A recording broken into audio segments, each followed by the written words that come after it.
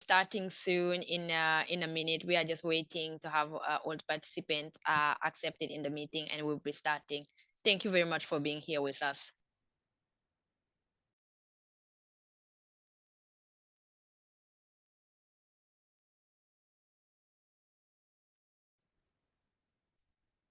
Great. Thank you very much. So good morning, good afternoon, good evening, from wherever you are connecting. And welcome to World Teachers Day webinar series, and one that touches upon many of us around the world. Unfortunately, we are living in the world afflicted with crisis situations, disaster-stricken situations around the world. And welcome to webinar focusing on teacher education emergencies to support attraction and well-being roundtable on teachers in emergency context. Just to introduce myself, my name is Yayoi Gibuchek. I work at the UNESCO headquarters. I'm head of section for migration, displacement, emergencies in education. It's quite a long name. And by short, education emergencies, the UNESCO headquarters in Paris. And I'm really pleased to be the moderator of this webinar series with a distinguished panel of experts with us, and really welcoming the audience from around the world as well. This is the online event of teacher education emergencies, as I mentioned, to support attraction and well-being as part of World Teachers Day celebrations this year. And then I'll be, of course, moderating the meeting. Just to share with you very briefly the overview of the subject and its importance and relevance of this topic, that the emergencies caused by conflict, natural disasters, pandemics, and the effects of global climate disrupt education for millions of children, teachers, young youth, education systems, host communities around the world. Access to quality education is hindered by the displacement of quality teachers who, as refugees themselves, for instance, or even IDPs, encounter barriers to accreditation, professional development, and employment in host countries when it comes to refugee situations. In 2023, World Teachers Day focuses on attractiveness of the teaching profession, exploring the meaningfulness of being a teacher and the importance of attracting and retaining teachers. In crisis-affected contexts, and also that's affected by disasters, that is critical, as teachers have insufficient training and challenging working conditions, which negatively, of course, affect the well-being, retention of current teachers, and disincentivize new professionals from entering the teaching as a profession. Teachers are not only charged with caring for displaced and traumatized children and youth, but often being victims of violence and experience displacement themselves. So this session will present some examples of teachers' professional development and digital tools to support the teaching process in emergencies, enhance attractiveness, and ensure continuity of education and access to quality distance learning. I'm very, very thrilled to be here, accompanied by excellent panel of experts who will present different initiatives on teacher education that aim to support teachers in emergencies and increase the attractiveness of the profession in extremely challenging contexts. We start, I just want to give some housekeeping announcements. Just for the audience, kindly keep your audio and video off unless you are taking the floor. And audience members are welcome to introduce themselves and yourselves, post questions, and give your inputs by using the chat function at any time. And we have a team moderating all the time, so that please do feel to do so. We have a colleague Emilia and Fatu monitoring the chat function here. And please feel free to raise your hand if you wish to take the floor and turn your video when you speak and when you are asked to do so, please. This session will be recorded, so it'll be available after the conversation. And please remember to keep your camera off if you like not to be recorded. Interpretation in English and French is available, so please choose your channel using the globe icon at the bottom of your screen. And please speak slowly to allow the interpreters to correctly translate your interpretation. With that, I'm very pleased to give the floor to Mr. Carlos Vargas, who is the Chief of Section for Teacher Development at UNESCO headquarters. And Carlos always serves as the head of a teacher training, task force, secretary to present on attractiveness of the teaching profession and emergencies. Of course, Carlos and his team are behind the brain for the celebration and commemoration of the World Teachers Day every year, not only this year, but every single year. So over to you, Carlos. Thank you. Thank you very much indeed, Yayoi, and thank you very much to all of our participants that are following online this important webinar. As Yayoi mentioned, World Teachers Day this year is focused on the one hand the global shortage of teachers, and on the other on how to make the profession more attractive. And we know that this is particularly challenging in emergency settings.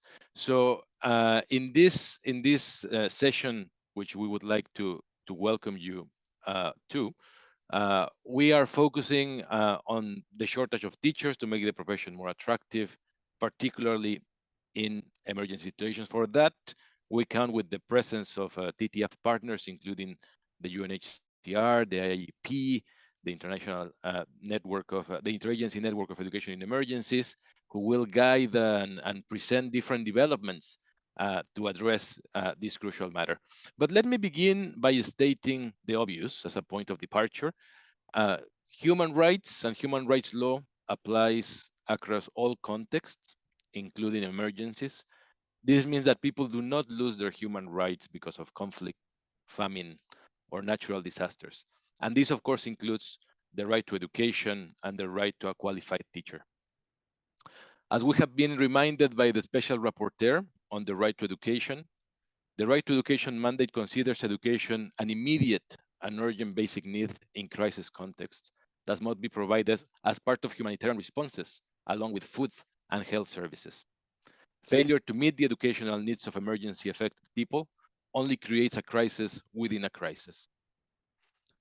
Access to education during and after emergencies and protracted crises continues to challenge the right to education and outcomes of learning for millions. In humanitarian settings, provision of education focuses on short-term solutions and targets a crisis-affected population. For example, classrooms are designed to be temporary with the priority on rapid supply. And the same goes for teachers. Teachers are often volunteer, temporary, selected by their communities, and they receive only short-term contracts with inadequate and irregular payments. So of course, that has an immediate effect on the attractiveness of the profession. Teachers often teach ad hoc or emergency curricula with no assessment or certification opportunities, without focusing on child and adolescent psychosocial support and socio-emotional learning. Additionally, in such situations, teachers are often in short supply. Many are new recruits with minimal experience or training to teach in difficult conditions. Teachers and other education personnel are essential contributors to education in emergencies through to recovery. Yet, despite teachers' critical role in strengthening resilience by providing children, youth, and communities with life-saving information, learning opportunities, and social support that builds towards a more positive future, they are often a forgotten factor in the right to quality education and crisis context. Additionally, teachers too are entitled to support and guidance. The minimum standards in education handbook issued by the Interagency Network for Education in Emergencies recognizes that even in emergencies, a sufficient number of appropriately qualified teachers and other education personnel need to be recruited through a participatory and transparent process, one that is based on selection criteria that reflects diversity and equity. Teachers must continue to be valued and should be appropriately compensated. The Transforming Education Summit recommended that governments close the gaps in the supply of teachers and educators in emergencies and protracted crisis context, noting that investment in the retention, capacity development, and recognition of qualifications for teachers and administrators are cost-effective means to increase learning in crisis, while mental health and psychosocial support for teachers remains critical in humanitarian emergencies. Without prioritizing teachers' rights, quality education is unattainable in complex and protected crisis. So for that, if we can go to the previous slide, please. For that, we will be presenting and by a series of experts. If we can swap the slide to the previous one, please. Thank you. we will be presenting some highlights as well of this joint blog that you see here, which we developed with the support of the Geneva Graduate Institute and NORAC, and that was published on International Day to Protect Education from Attack, which looks at teachers in crisis. What are some of the common challenges that they face? What is the capacity that can be built? What are the needs to do so? In the following slide, we can see that there are at least 3 key roles of teachers that we need to protect. The next one, please. First, that teachers are educators, they are caretakers, and they are nation and community builders. So for that, there is importance, of course, of recognizing prior learning, its impact, status of teachers, and attractiveness. There are different profiles that you will be hearing throughout today, from refugee to internally displaced to returning teachers, all of which have different needs in terms of support. And of course, in terms of recognition due to mobility. There's a relationship to explore between cumulative risk and burnout, and how that, of course, has an impact on well-being apart from the very challenging conditions that crisis situations represent. So one such initiative, if we go to the next slide, is the qualification passport for refugees. As you know, during UNESCO's Higher Education Conference in 2022, there was a call to member states to adopt the principles of the right to education, of course, non-discrimination, equality of opportunities within their policies. In this context, UNESCO is leading the qualification passport for refugees and vulnerable migrants initiatives, precisely to allow the recognition of prior learning, the continuation of learning, and this is something that can actually be adapted to teachers. As we know, within crisis settings, the mobility, the displacement of teachers is also a matter that needs to be tackled with. So finally, in the next slide, there is also another side of teacher mobility. There's a concern for shortages in crisis and challenging contexts beyond this. There's an example that we will be presenting in the global report on teachers that we will produce, UNESCO and the TTF, towards the end of the year, which is to address, for example, the brain drain, as we see some teachers leaving for different conditions to different countries. These conditions can be crisis, but they can also be better working opportunities and so on. So this, we will be releasing new data, so please stay tuned as we work on the global report on teachers, whose highlights will be presented on November 8th at the General Conference of UNESCO. So in short, I hope this session will be able to illuminate the issue of teachers and their needs in emergency settings. And for that, I thank very much all of the participants that we have with us today, and of course, the speakers that will follow. Thank you. Thank you very much, Ayoy. Thank you so much, Carlos. You've already highlighted very, very important points. I just want to mention before we go to the roundtable discussion, introducing as I mentioned, the panel of very experienced, distinguished members today. It's you mentioned about teachers themselves are very much often attacked. They do need the capacity and the training, continuous professional development from the onset of the crisis happens and disaster situation as well. Education is called upon to act, and it's in fact as life-saving and life enhancing the provision of basic services that should include education. The teachers' roles are extremely critical. At the same time, we do need to make sure that the teachers are supported with the mental health and psychosocial support, the well-being the well-being of teachers and education personnel extremely equally important. And also, you mentioned about the need to, of course, recognize their learning and different profiles of teachers we find in a crisis context. And thank you for mentioning, Carlos, about UNESCO's qualifications passport. Indeed, we are implementing this in a few countries in Africa, and indeed we need to look into a teacher profession as UQP provides the pathway to not only to learning, but also to meaningful employment as well, and with particular focus on teachers as well. So thank you for mentioning this, Carlos, as an opening opening to kind of frame this webinar today. So with that, I would like to move on to the roundtable discussion, and it's about how do teacher education and professional development support teachers' well-being development, develop skills for teaching in emergency settings, and contribute to enhance the attractiveness of the profession. So I'm very pleased to introduce the panel members and ask them as the main guiding question of today is how to teacher education and professional development support teachers' well-being and develop skills for teaching in emergency settings and contribute to enhance the attractiveness of the question. This is the main guiding question of today's webinar, following the main theme of World Teachers Day this year. And the question will be adapted according to different initiatives presented by panelists, and each speaker will have approximately 8 minutes to respond.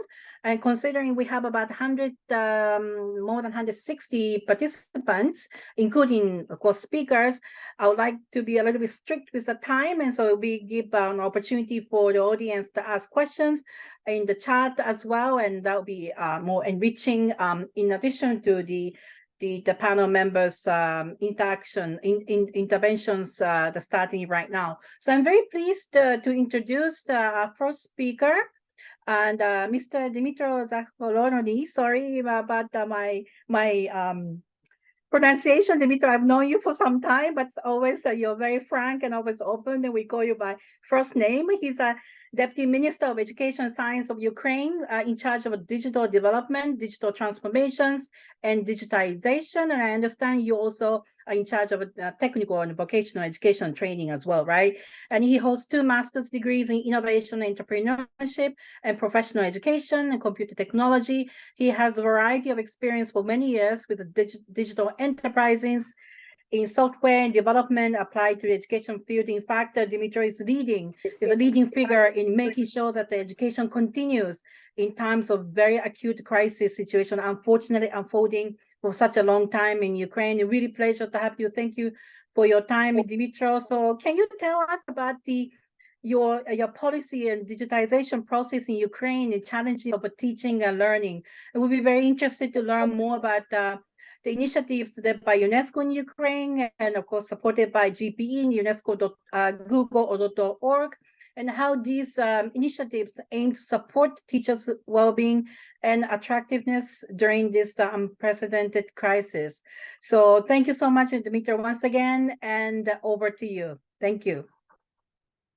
Thank you very much. So I will use my 8 minutes to have 2 parts of my presentation. So the first one would be rather just like I will tell something about this current situation in the country, because I think it is something that is needed to be covered also. Can you go further to the third slide, please? Or maybe the next one. Yeah, thank you. So teachers make heroic efforts every day in Ukraine. Just you can imagine that the average day of Ukrainian teacher, for example, in Kharkiv, that you can see on the screen, where the lessons can start in the shelter or in the metro station. School day is usually accompanied with air sirens, bringing stress and anxiety. It means that teachers doesn't only have to teach as they used before. Now teachers should be ready to provide psychological aid, be a mentor, deal with children whose parents are on the front line. And these are new roles, new approaches that teachers have to embrace and to master. Next, please. Besides that, almost all teachers in war-affected regions keep teaching internally displaced students who also can fled abroad. It means that they often work in double shifts, giving lessons online. It almost never happens synchronically because children are located in different time zones. And to do this, more than 11,000 teachers also forced to flee abroad because of full-fledged war. So teachers who stayed in Ukraine have more workload than usual. The next one. Basically, the work of Ukrainian teacher turns on 24/7 situation. lessons, calls, home assignments, and distance learning, coupled with their own worries, anxieties, troubles, air sirens, and everything else. They have their own families to care of too. So it is very hard for them to work in this situation. Next one. Yet they continue to teach and to make sure that Ukraine wins the next generation of Ukrainians. It is super important for us during these times. Their ideas, their perception of the world, their skills and competences are very important. While our teachers are on this mission, our task as a government are stay out of their way and minimize the burden of teachers. So for them to use their time for lessons, not to the paperwork and other things, and provide them with many useful tools and resources that they need to make this happen. Next one. To complete this task, since the war began, 96,000 teachers have received laptops from Google, HP, and other companies. With the help of organizations like UNESCO and UNICEF, we have delivered this from the beginning of the war for these people to stay connected to education, to be able to work online. The next one. And also, thanks to many our development partners, we were able to introduce the electronic documentation and electronic reporting, and almost 70% of all our schools are already using these tools because this is the only way to switch to online learning. Thank you. And next slide. So our priority definitely is the face-to-face offline education. Many more Ukrainian schools started to work offline this year. And also it was possible only with the help of our donors, local organizations, and communities. But even despite that, most trainings, qualification programs, upskilling events for teachers are moved online.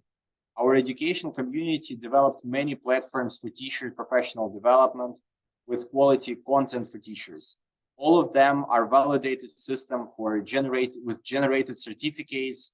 So each organization provide trainings does not have to create its own registries and additional tools. So it works already, and we know that more than 250,000 teachers in Ukraine have passed only digital literacy programs during the times of war. So on the same time, there are still 500,000 students in Ukraine who are studying solely online. It means that we have to continue to provide teachers the possibility to gain new digital skills and digital literacy. And we have many private partners like Google, Microsoft, and HP for this. For example, HP launched a long-term program in Ukraine, HP Idea, which is an innovation program intended to empower teachers with digital skills and innovation mindset. So also next week, together with UNESCO, we will launch a program on digital pedagogy and social and emotional learning, hopefully for more than 50,000 teachers in Ukraine. I really hope that this program will help teachers to gain knowledge on how to use technology to make online learning better and efficient. Next one. Program will also ensure development of the community of practice to support the digital education ambition of our reform of New Ukrainian School. So basically, it is a group of people who can share their thoughts and passion and concern for something they do. It is about people who share their interest in improving the practice of teaching and learning through the use of technology.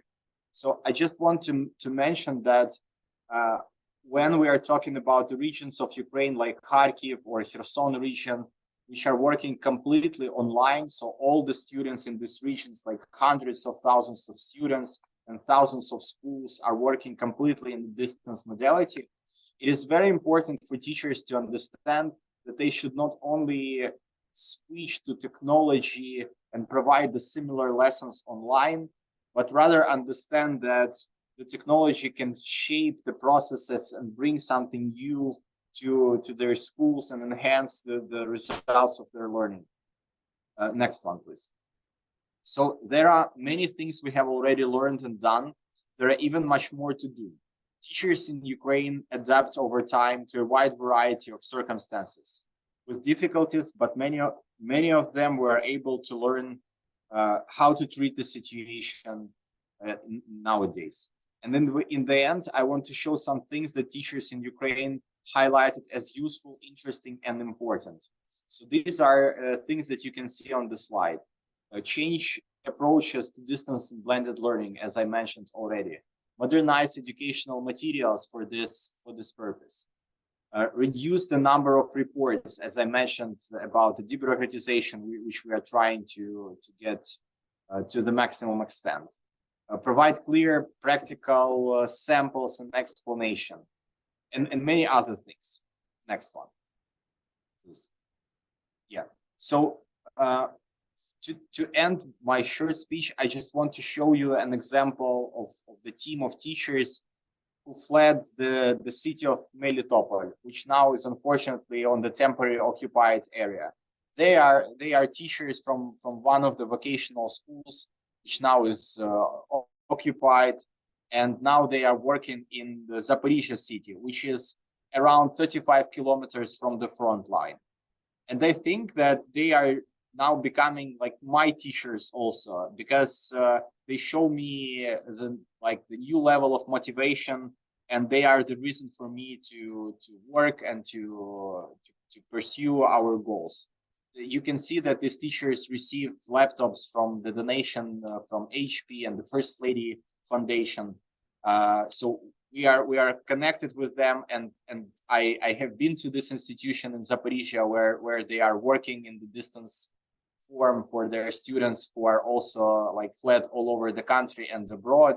And they tell me that they don't want to leave from the city. They are just waiting for their own city to be recaptured and for them to bring their education to their own hometown. So thank you very much for your support and for your time. And thank you for inviting me today. Thank you very much, Deputy Minister Dimitro. And I think you have very, very strong messages you've shared with almost 200 people connected to this webinar. You said for teachers, it's not about teaching anymore. It's they're being mentored, and they're providing a lot of emotional support. Therefore, this partnership we have with you and also the Google.org in providing digital skills and also psychosocial mental and psychosocial support is crucial. And then the last point that you've made on this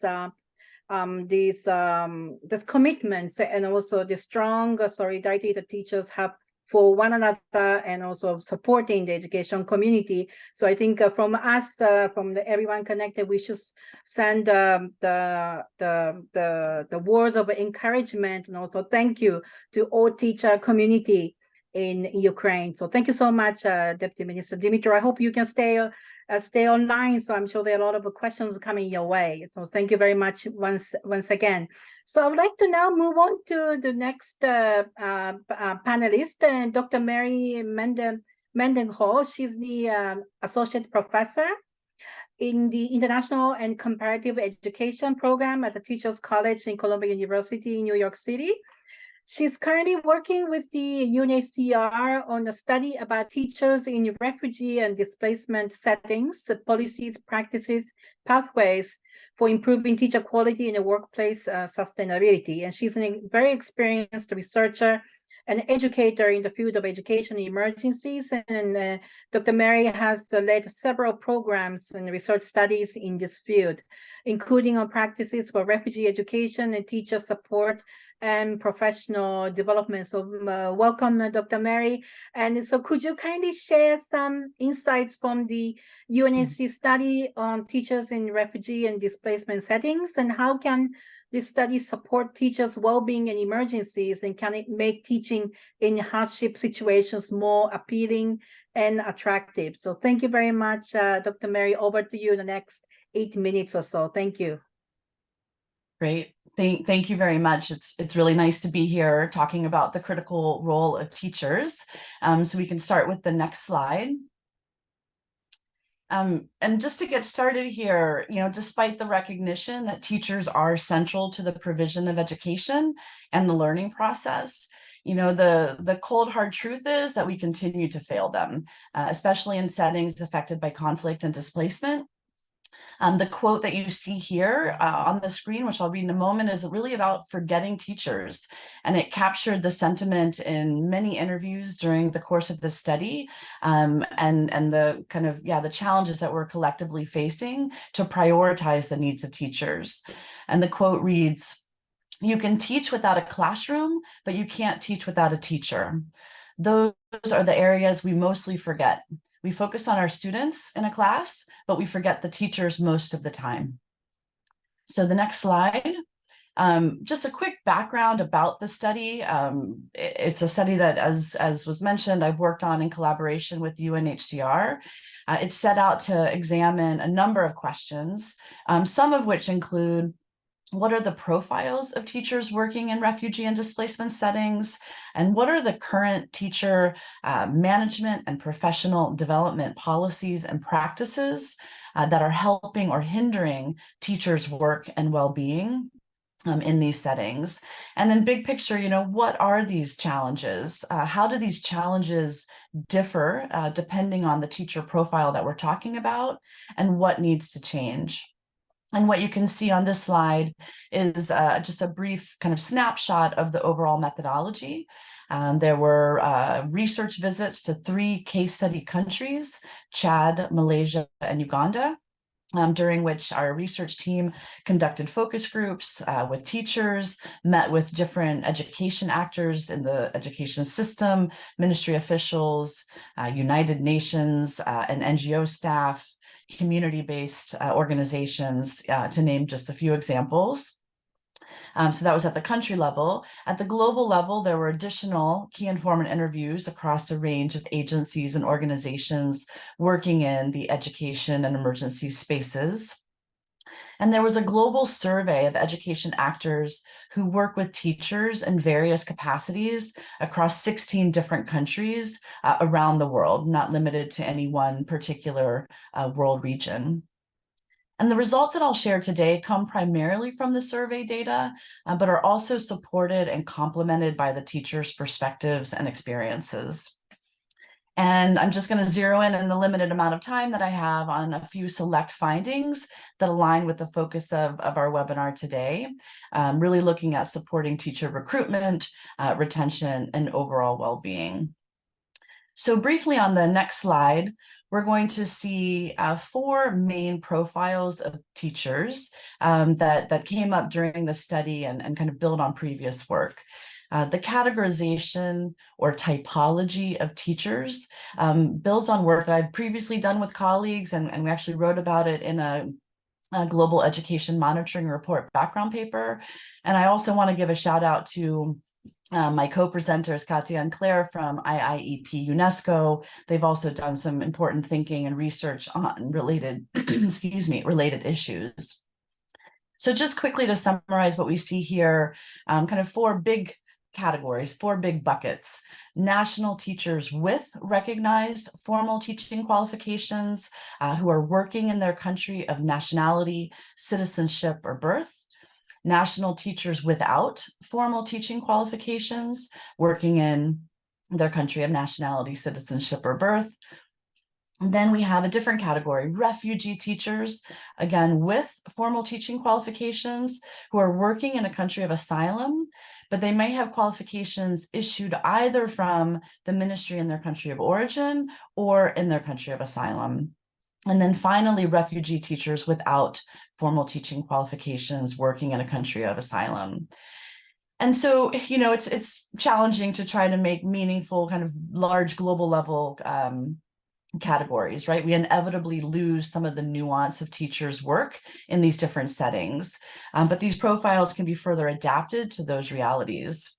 For example, study participants talked about distinctions with volunteer teachers, contract teachers, and teacher trainees, pending the context.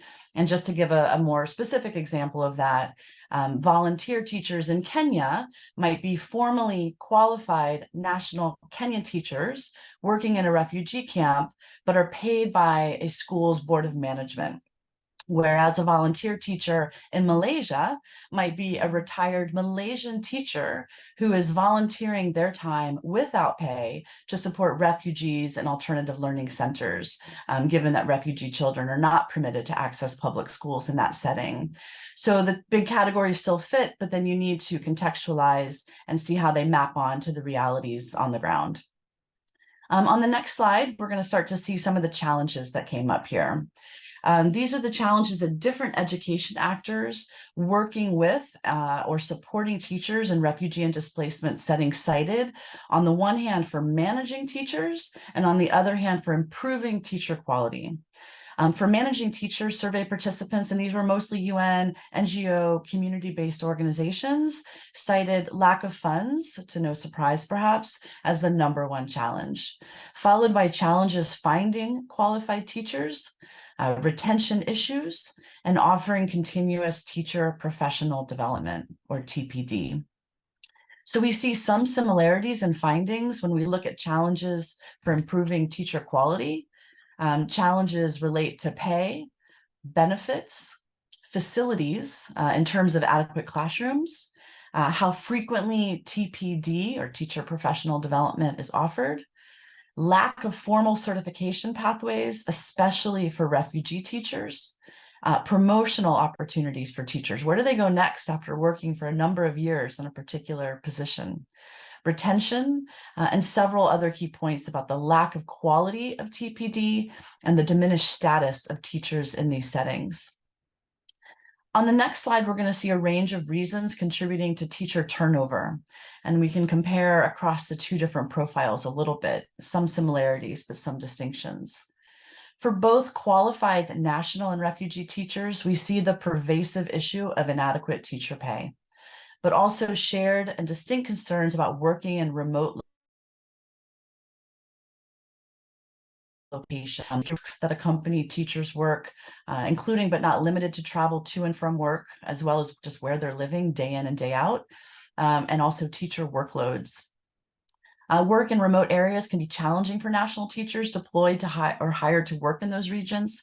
Teachers talked about having to ask students to help them find living accommodations, feeling insecure pending the dynamics and the maybe inter-ethnic or other types of tensions in the camp, being far from home and having to leave the area during rainy seasons, for example, so they could travel by road to get home, and thereby leaving their classrooms for long, extended periods of time. I'll quickly note, I'm watching the clock here, that it's typically male teachers who are going to be deployed to the remote locations. So what does that mean in terms of the gender balance? And female teachers working in these more remote locations will have challenges in terms of the provision of childcare during the school day, which impacts their ability to be teachers. And survey respondents acknowledged the poor contracts and the challenges having formal qualifications recognized or opportunities to upgrade teaching qualifications for refugee teachers. So on the next slide, quickly, as I wrap up, we'll see the way forward. The truth is we need to make radical changes in how we're supporting teachers in these settings. And it's not just one thing that needs to change. It needs to happen at multiple levels and systemically. I won't go into all of these in great detail. I'm just going to maybe highlight a couple in maybe 30 seconds. But we need, as we all know in this field, it's a constant struggle, predictable multi-year financing to recover teacher salaries. And this is really complicated, right? Because donors don't want to pay recurrent teacher salaries. They see it as the state's responsibility, and yet the states cannot always do it, especially when they're hosting large numbers of refugees. So donors need to provide support despite their reluctance to cover recurrent costs. And they need to remember that the quality that we're aspiring to and the innovations that they're pushing, whether it's gender transformation, social emotional learning, play-based approaches, educational technologies, none of it happens without teachers. And I don't know if I have any seconds left, but yeah, just a number of things of hiring more teachers, better compensating them, thinking about equitable compensation structures, and thinking about the non-monetary benefits that accompany or don't accompany teachers' roles. We find many teachers working for decades in refugee settings to then finish their jobs without any retirement savings or benefits. What does that mean for their long-term livelihoods? Securing longer contracts. And then lastly, I know I'm just kind of skipping over and highlighting here as I wrap up, just improving recognition of teachers. We would hear from teachers that they weren't mentioned, they weren't included, they weren't recognized for their hard work.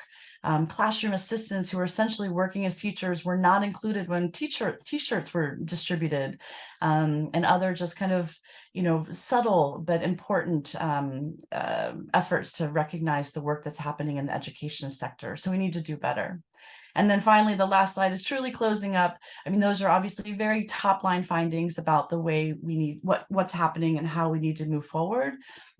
And I think this study and many other studies that scholars and researchers besides myself have done, we have pretty significant evidence at this point about what the challenges are, what the problems are. And now we really need to figure out what to change, how to change them and put those recommendations into action. So I'll leave it there. Thank you so much. Thank you very much, Dr. Mendenhall. And I just want to highlight your very strong message about that we do need radical changes at the multiple levels, systemically, and a multi-year financing, and with adequate support. And it's crucially important at the same time because we do have millions of serving teachers in very difficult contexts. So it's important to recognize them for their service. And I was also highlighted by Deputy Minister Dimitro as well. They've been called upon to do much more than academic related work, but also providing emotional support, being a mentor at the school community level. So it's how important it is to recognize these teachers in serving at the moment and make radical changes so that we can do more and better. So your message is very clear, and we're looking forward to knowing more about your research study, this one and beyond. Thank you so much, Dr. Mary. So moving on, we have two speakers from IIEP, the technical cooperation team. And we have two colleagues, Ms. Katja Heinz, and she's part of IIP's technical cooperation team. It contributes to the implementation of IIP's crisis-sensitive educational planning program, which aims to the capacities of ministries of education and partner organizations to plan for crisis and displaced populations. And also we have colleague Ms. Claire Thibault. She's an associate specialist at IIP as well, where she supports the implementation of various projects and contributes to developing the capacities of member states' ministries of education and education planning. Before transitioning to international education, Claire worked as a second-level teacher in underprivileged areas in France. So Katja, first of all, the IIP has recently conducted research on teacher management in refugee studies. So what are the main findings of these studies, and what recommendation can you share with us based on evidence in various countries? And perhaps we can first ask you to take floor, Katja, and followed by Claire with another set of questions. So please, over to you, next 5 minutes or so. Thank you, Katja. Great. Thank you very much for the introduction, Yayoi. I'll try to be as quick as possible and wrap up this 5-year research in 5 minutes. So IIP, together with Education Development Trust and supported by Dubai Cares, undertook a multi-country, multi-year research project to analyze teacher management in refugee settings. And my colleagues and co-researchers of this project, Candy Spilly from IIP and Helen West from EDT, are attending the session and will share some links to our research outputs in the chat. So the guiding question of the research, and you see it on the slide, was what promising policies and practices exist for the management of primary teachers in refugee settings, and where are there potential areas for further development in either policy or in practices. So now we just wrapped up the research and published 5 synthesis articles on our key recommendations based on findings from Ethiopia, Kenya, and Uganda. And Candice will post a link to these synthesis articles with recommendations on key dimensions of key teacher management. And you'll see that many of these recommendations echo what Mary also just presented. Next slide, please. So after a desk review and initial interviews, we identified 3 dimensions of teacher management that are key for the motivation, well-being, and retention of teachers in refugee settings. These categories are recruitment and deployment of teachers, teacher management and professional development, job conditions, and professional and career path in refugee settings. Findings on these 3 dimensions of teacher management fed into the development of the teacher policy guide that my colleague Claire will talk about in the next presentation. And in addition to looking at these dimensions of teacher management, we also analyzed what system-level preconditions need to be in place to create an enabling environment for effective teacher management in refugee settings. And in my very short presentation, I will now focus on 6 key recommendations on these system-level preconditions. So our first recommendation is to consider the needs of both the refugee and host community. The majority of refugees is hosted in low and middle income countries, often in remote and disadvantaged regions. Consequently, the responsibility for providing education to refugee children often falls on host communities whose infrastructure are often already overstretched. Therefore, for interventions, it is crucial to consider the educational needs of both the refugees, but also the host community. And as many countries hosting refugees are already struggling to provide quality education for all of their own citizens, support, especially financial support from the international community, as is pledged or as was pledged by the global community in the Global Compact on Refugees, is crucial to allow for fair burden and responsibility sharing when it comes to education for refugee populations, and particularly the pay of teachers. The second recommendation is closely linked to this and is to formalize financing and resource mobilization mechanisms at all levels. As Mary already mentioned, there is an urgent need for sustainable funds to allow for effective refugee teacher management and further inclusion, in particular with regards to teacher remuneration, which is currently largely covered by unpredictable and short-term humanitarian funding and does not allow for long-term contracts for teachers in these situations. Sorry, the next slide. So we are on point 3 here now, an enabling policy environment. So enabling policies for refugee inclusion are those which allow refugees to thrive, participate, and contribute to host communities. From our research, 3 key rights emerged as essential. Firstly, for refugees to be able to work as teachers. Firstly, refugees need to have the right to work. Secondly, refugee teachers who often earn qualifications in neighboring countries need to be able to get their qualifications recognized. And finally, the right to freedom of movement is crucial in enabling refugee teachers to be employed at different schools and in facilitating access to training opportunities, which are often far from the areas where refugees reside. And the fourth recommendation is to ensure that coordination and collaboration between different partners in the refugee education space is government-driven, so that the priorities of all actors align with those of the government to allow for further inclusion, for the development of sustainable solutions, and to avoid parallel systems in refugee settings. The fifth and second to last recommendation on the system level factors is to reinforce the capacities of key government stakeholders at the national and subnational level to better plan and understand for the needs of teachers in refugee settings, as this is often lesser known to ministry officials on the different levels.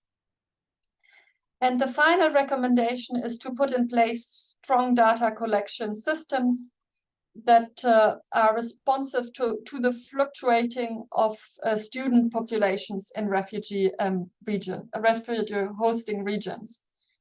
So to allow for effective educational planning and teacher management, education systems need timely, accurate data on refugee populations, school enrollment, and teachers. Given that refugee populations may arrive quickly and in large numbers, there are challenges in ensuring that schools have adequate resources available. Therefore, at the local level, flexible data collection mechanisms should be set up to allow for fast collection of data in case of arrivals of refugees. And for long-term planning purposes, it is important that data on refugee learners and teachers, including on information on teacher qualifications in these refugee settings, is included in the official education management information systems and teacher management information systems. So these were our recommendations on what kind of system needs to be in place to allow for teachers to be well taken care of in refugee settings. Thank you very much. I'll hand over to Yayoi for the question for Claire. Great, thank you so much. Your recommendations are very, very clear, and I hope you share with us later on the PowerPoint presentation and how important it is to really do a systemic level reform, basically reinforcement, financing, policy provisions, and so forth, to ensure the teacher issues in the emergency settings, particularly with focus on refugee teachers. So thank you so much, Katja. So moving on quickly to Claire. And so my question to you is as follows. In emergency context, the safety and well-being of teachers are usually compromised, causing further absenteeism, attrition, and turnover, resulting ultimately in teacher shortages. How can crisis-sensitive teacher policy and planning support teachers and education in such settings? How can the teacher policy development guide module developed by UNESCO and TTF help policymakers and other stakeholders plan accordingly in a sustainable manner? I just want to add here. So you have 5-6 minutes or so to share with us the sneak preview of what you have so far. So thank you so much. Over to you, Claire. Thank you very much, Yayoi, and thank you very much for the introduction. Thank you very much for, hi everyone first, and thank you very much for inviting us today. And as a former teacher, I'm very happy to be here to talk about the critical role of teacher, especially during crisis settings and during crisis times. So I'm going to present you a crisis-sensitive teacher policy and planning module. So we can move to the next slide. So this module complements the teacher policy development guide that was released by UNESCO and TTF in 2019.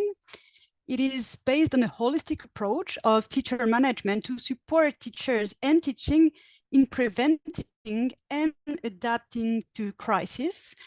And the purpose of this module is to give directions for policymakers in key areas of teacher management. We can move to the next slide. So why is it important to have a crisis-sensitive teacher policy? So as we have already heard during this webinar, teachers, providing that they are well prepared, may act as critical agents of support and protections, and they are sometimes the only resource available for affected children and youth, and can bring them a sense of safety and normalcy. Next slide, please.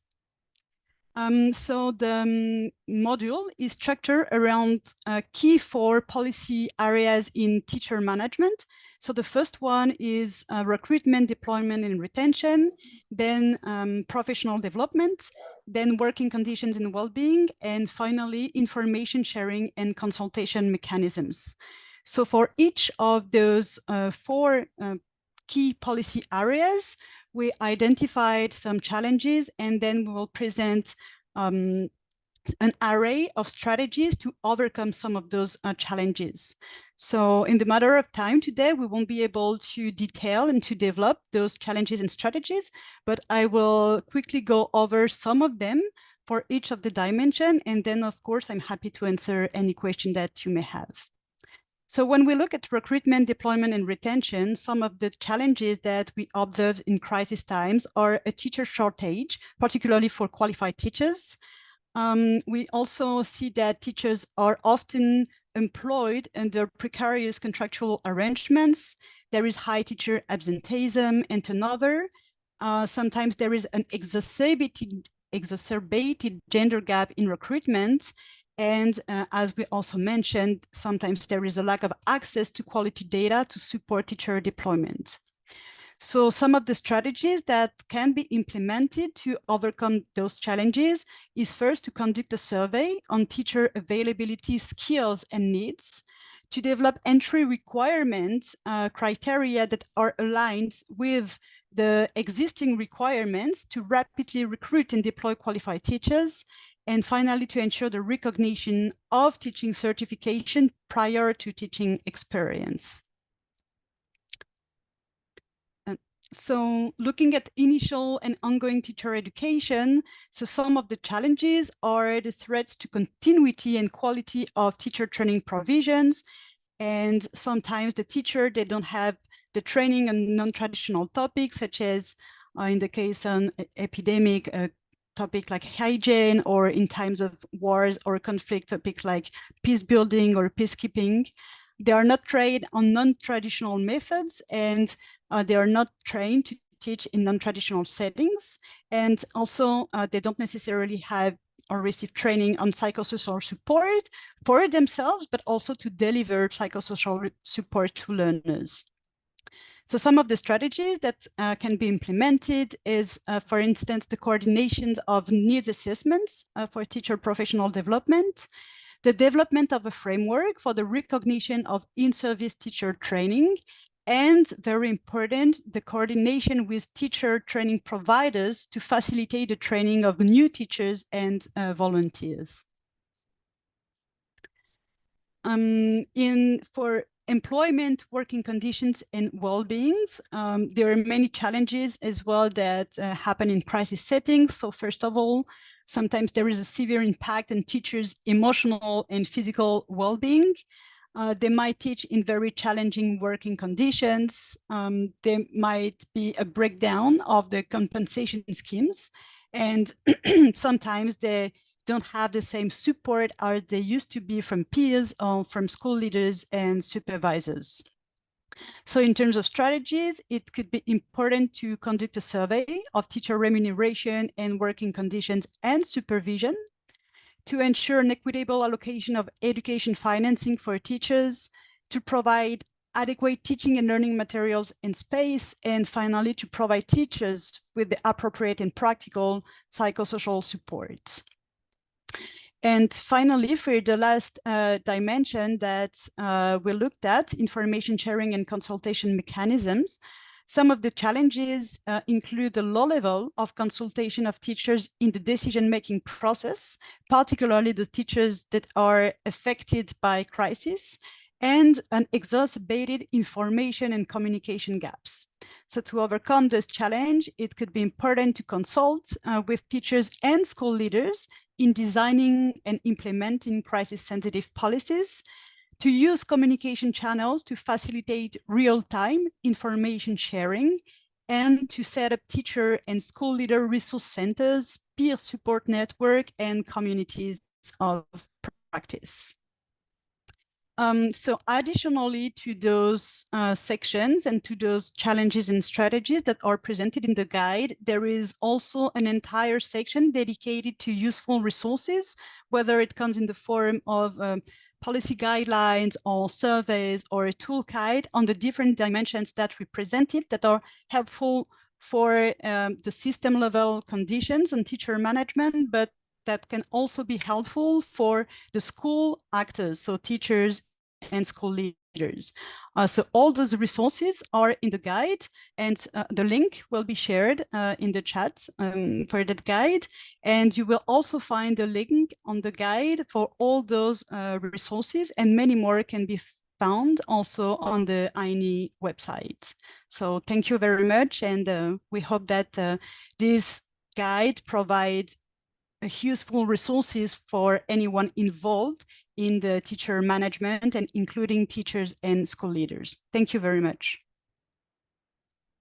Thank you very much, Claire. Perhaps later on, it will be great to hear how this teacher guide is being used in actual national context. Maybe this question may come up later on. But thank you so much, both to Claire and Katja from IIEP. Just then moving on to the last speaker, and before we open the floor, we already have 3-4 questions that have been posed by the audience. So thank you very much in advance. So let that be coming as well. So that I'm very pleased to introduce Dr. Ula Masha. She's the coordinator of learning and development at INE, the Interagency Network for Education in Emergencies. And Dr. Ula's expertise lies in e-learning technologies and curriculum development. And she's also involved as an advisor of the Center for Professional Learning for projects related to teacher professional development in displacement context. So Dr. Ula, welcome, and thank you for joining us. So INE has been working with different partners to develop a teacher wellbeing toolkit. And could you please present its main features and explain how this tool can support teachers' well-being and contribute to teacher retention in such difficult emergency settings? So you have about 8 minutes for this presentation. Thank you. Over to you. Yeah, thank you very much. Thank you for inviting me to this important event, and I'm happy to focus for this presentation on teacher well-being as part of the solution for teacher shortages and all the issues that were raised before my presentation. So can you move to next slide, please? Thank you. So I'll try to be brief. I just want to underline why at INE we consider that teacher well-being matters beyond just how to provide quality education to refugees or in emergency situations. And then I will walk you through a set of resources and give you some hints on what we offer. And as the IOs mentioned, these are really a collaborative work with many partners, including Professor Mendenhall and her students and her research university. So can we move to the next slide, please?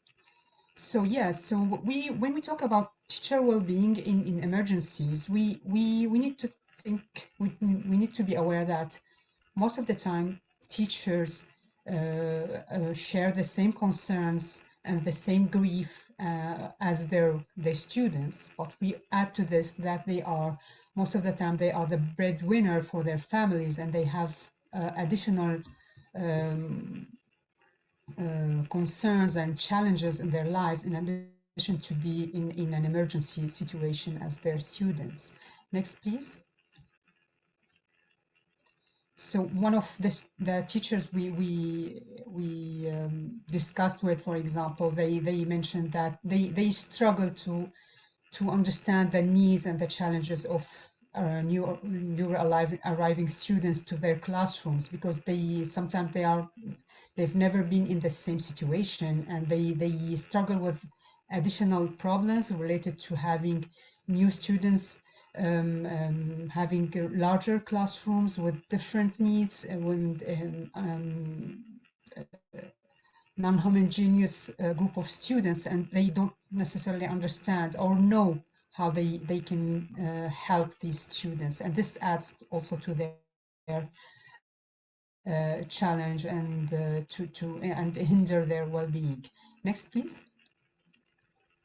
So the most importantly aspect that we want to underline related to teacher well-being is that originally it was considered as a means to achieve students' well-being and to make sure that students are protected.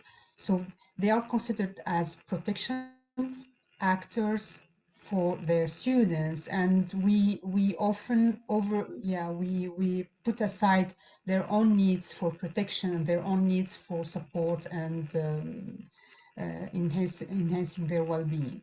So at INE, we started many years ago, and I will show you this later, to push for a shift in the understanding and in putting the teacher well-being as a goal per se.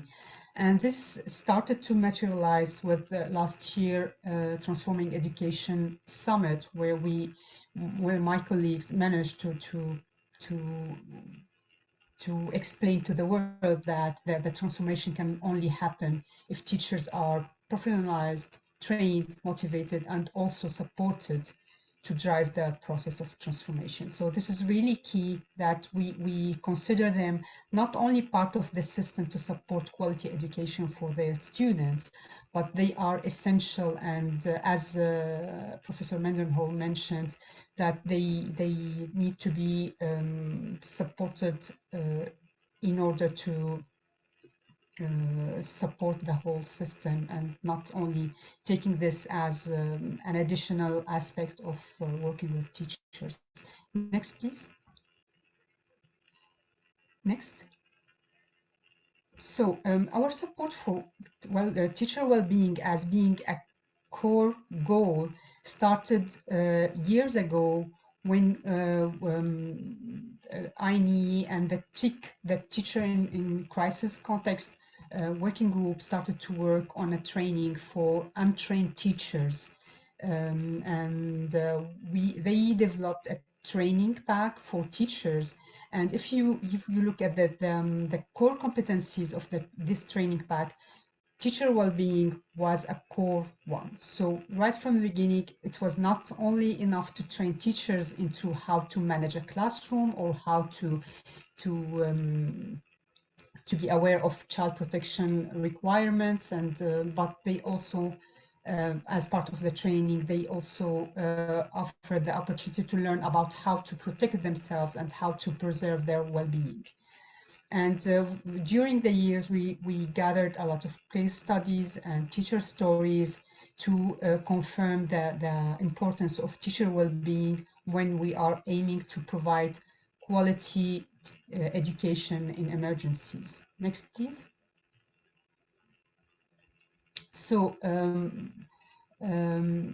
as part of this motivation, INE was engaged in a project to develop a teacher well-being toolkit.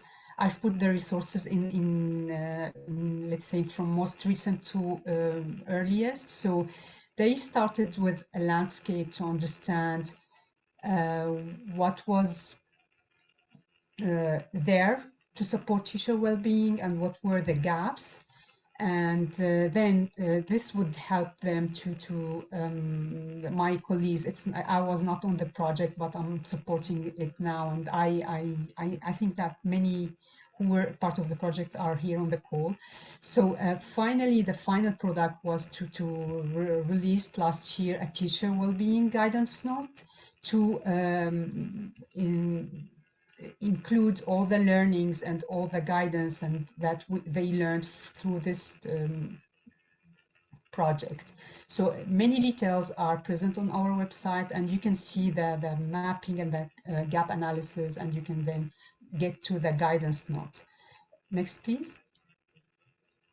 So as part of this guidance note, the aspects of teacher well-being had been put into 3 principles to improve it. So the first one is that to promote teachers' access to mental health and psychosocial support. So I think you can agree with me that there's always a stigma around MHPSS.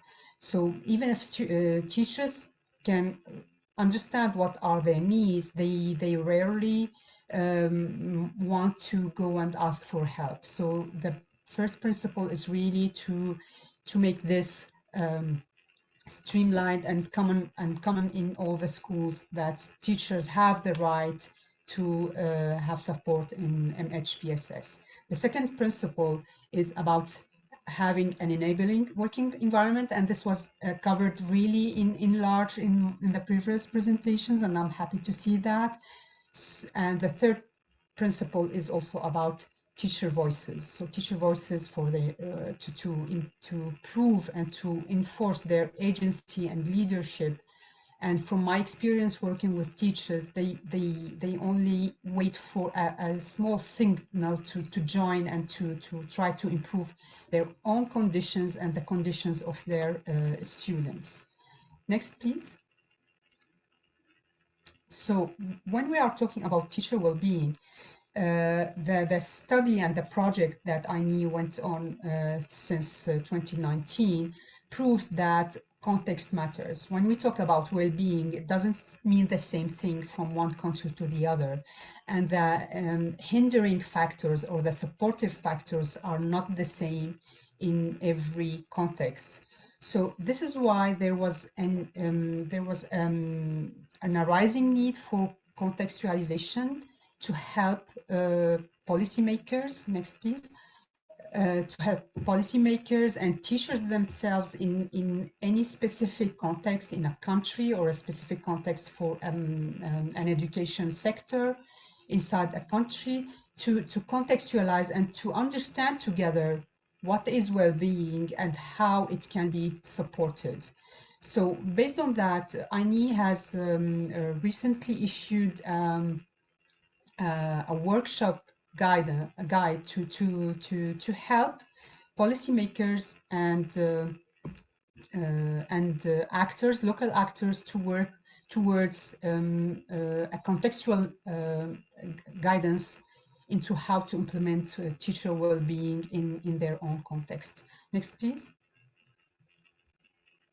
So yes, so this is what I wanted to mention. I can give more details about that. So the workshop was tested in piloted in Palestine, and before that the contextualization of the guidance note was done in 4 countries, in Colombia, in Myanmar, and Kenya, and also in Palestine. So I'll stop here. I'm happy to take your questions if you need further details. Thank you very much.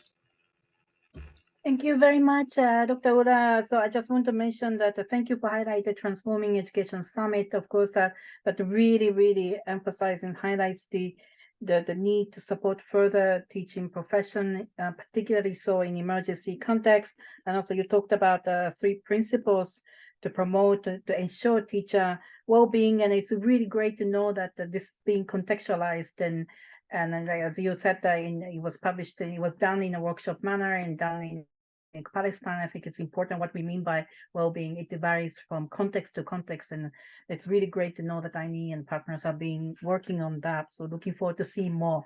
So thank you so much. So thank you very much, the panelists. And may I ask the 5 panelists to turn on their camera? We have a few questions that have come our way while we listen to your presentations, and I just want there are 3 questions that can be posed to everyone, to all the panelists, and there's one specific to Claire and Dr. Ura. So perhaps I can start with the general one, and then of course if we have more time, we have about another next half an hour. So let me start with the 4 questions that we have posed to us already, and then we have more time, and then we can open the floor and take more questions from the audience. So let me start with perhaps, if you don't mind, lumping 3 questions, because by and large, a lot of what's been discussed, presented, we have one connection or the other across the presentations. So I would like to pose the 3 questions to all panelists, and if you don't mind, kind of connecting the dots as you answer. So first question is, what do you consider to be the basic resources and tools that teachers in emerging situations need to function effectively? And this, I think it was very much inspired by the presentation made by Deputy Minister Dimitrov, but that's the first question. The basic resources, tools necessary for teachers to function properly in emergency situations. That's the first question.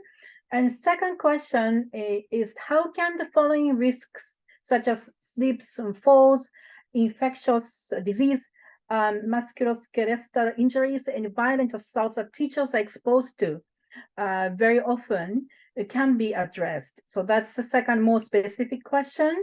And the third question is relating to the strategies and approaches that address the introduction of technology in enhancing quality of teachers and capacity development. What are the challenges encountered in putting policy into practice? So there are two general questions and one more specific, and please feel free to answer all of them based on your experience and also your own ongoing perhaps research and studies and initiatives that you might be implementing around the world. And then I have one specific question that I would like to pose to Claire and Dr. Ura later on. So may I ask, I see Claire, Katja, and Mary, and Ula. So may I start with Claire, please? Thank you. All right, so maybe on the first question, so basic resources that teachers need to teach in emergency, that's correct? That's the question that you would like me to answer? Well, I think that like, first of all, it's very important to understand what teacher needs. I think that every crisis scenario is different. What we saw here is that we presented a set of various resources and a set of various strategies that can be implemented.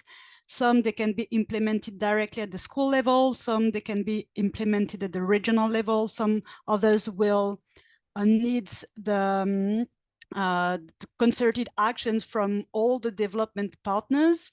So the very first thing I would say is to make sure that teachers' voice is heard, and that to bring to the table the teachers and the school leaders, the school actors to the table, to make sure that we understand what they need. I mean, that might be a little bit, I mean, I'm sorry that it's not clearer in terms of what we can bring, you know, in emergency situations, but the answer is that it will depend on every context. And sometimes they will absolutely need specific training. Sometimes they will absolutely need places to teach, like safe places to teach. And sometimes they will need fair compensation schemes. So that very much depends on the situation that we are talking about. But yes, so what is important is to make sure that we can hear them and we have them, you know, express what they need. Thank you very much. So, Katja, would you like to take the floor next? And feel free to answer any part of the questions, and they may not all apply to all of you. So please, if you can kindly answer what you can, that would be great. Thank you. Okay, great, thank you. Yeah, I think, I mean, in terms of teachers' needs to function properly in the context that we looked at, these rather remote contexts where refugees are hosted in East Africa, I think before thinking about digital tools or in these contexts, it's very, its needs linked to livelihoods, a compensation for the work that allows them to survive in the environment they live in. Housing for teachers is often a challenge. So I think it would really be these very basic needs that first need to be settled to think about then more technological tools. But I think maybe one tool that stood a bit out in our research that was used by teachers in these settings were WhatsApp groups or message groups where teachers were able to support each others in times of violence that broke out or the pandemic that broke out. So that was a very easy way to communicate and to exchange strategies, to feel supported in the community, to exchange over WhatsApp groups. Thank you so much, Katja. So over to you, Professor Mendejo, please. Sure, thank you so much. I mean, I think I'm going to echo a little bit what we heard from Claire and Katya, but in terms of basic resources and tools, and obviously we saw that in what I presented and what they also presented, we have to talk about dignified teachers' compensation. Yes, it'll be context specific. The amount will vary on what the standards are, but until we talk about just equitable teacher compensation, and that includes larger and longer term benefits, we're really setting ourselves up for collective failure in bolstering quality of education and education systems. So that is just fundamental, and we've got to take it on. And this is not limited to refugee and displacement settings, right? This is a challenge for teachers in every setting, but I think it's becoming particularly complicated in refugee and displacement settings. And then I think, we talk a lot about teacher professional development. We're getting better at thinking about more robust approaches to that and thinking about continuous teacher professional development. I think we're still a long way off from doing that consistently across the different profiles of teachers that would need it, but making sure that they're getting, yes, the support that they need for fundamentally working with the children in their classrooms to gain literacy and numeracy skills, but then all of the extra stuff we're asking teachers to do, right, around providing psychosocial support, among many others.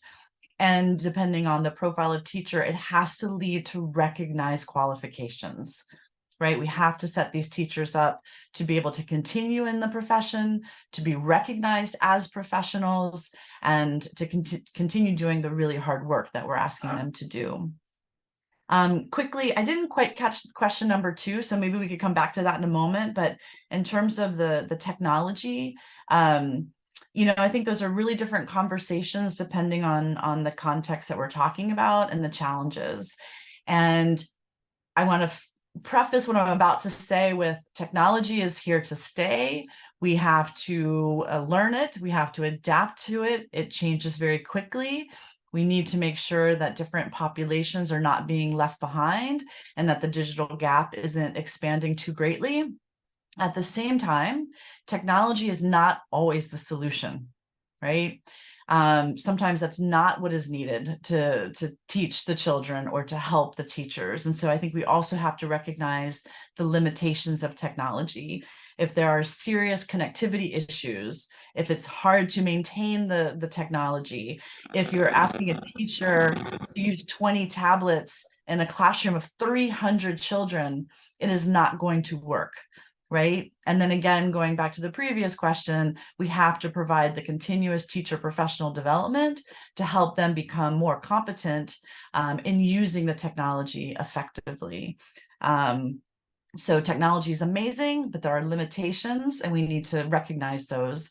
And donors who want to generously give thousands of laptops in some contexts like Ukraine, and we saw that great presentation earlier, that can work. Those teachers were already accustomed to the technology. They were coming out of the pandemic, knew how to teach online. That's really different in other contexts where that's not the reality.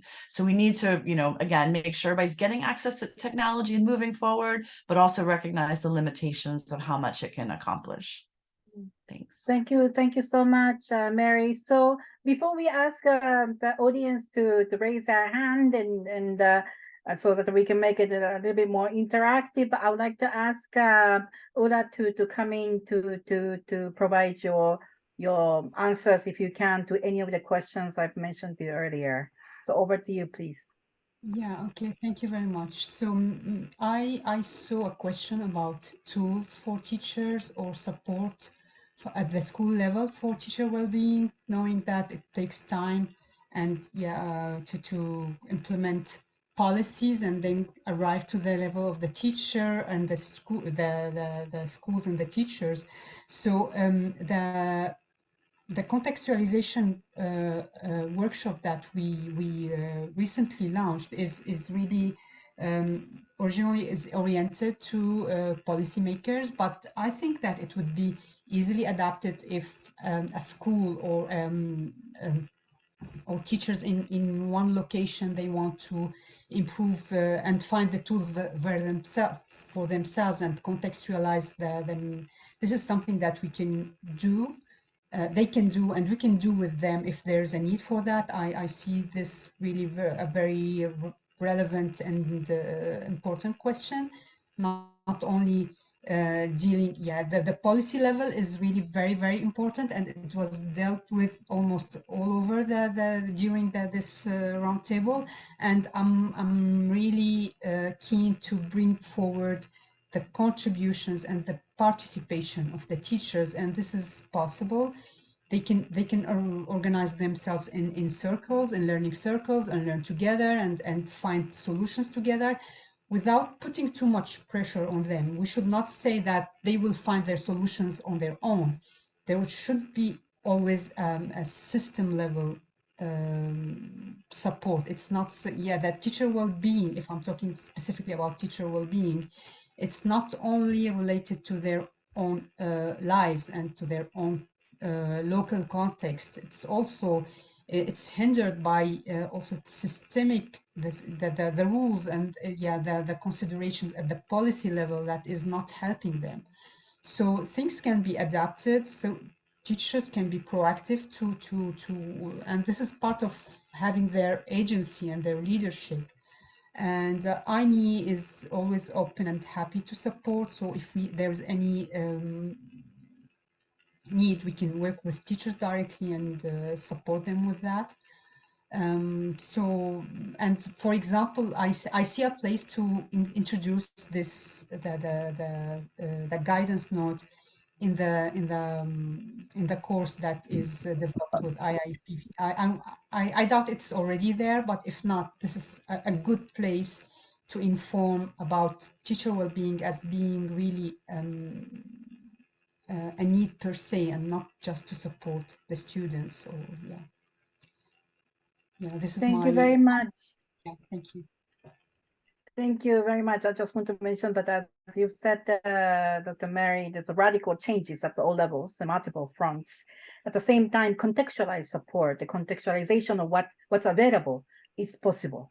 And I think we have seen that through INE's work in Palestine. So I would just really like to encourage audience to raise your hand. If you don't have questions, that's fine, but we would really like to hear from your experience or your interaction in your own communities, in your school settings. And it'll be really, really great to learn from those connected here today. So please, it'd be great if you could raise your hand and so that we can learn from your experience from the ground. Not only from the ground, but also different organizations connected from around the world. So please do so. I wonder, Fatu and Emilia, do we see anyone brave enough to come in? Not yet. We have had the question in the chat, but it would be great if people can just say it directly, but we have plenty in the chat. I just saw a hand coming out from David and another one from Boyi Goga. Sorry if I pronounce it wrong. Yeah, great. I see them come out. So David, over to you, please. Please introduce yourself and then and a question or observation or anything to share from your side. Thank you. Over to you. Yeah, thank you so much. I'm calling from Melbourne. I work for an organisation across Victoria, and we went through.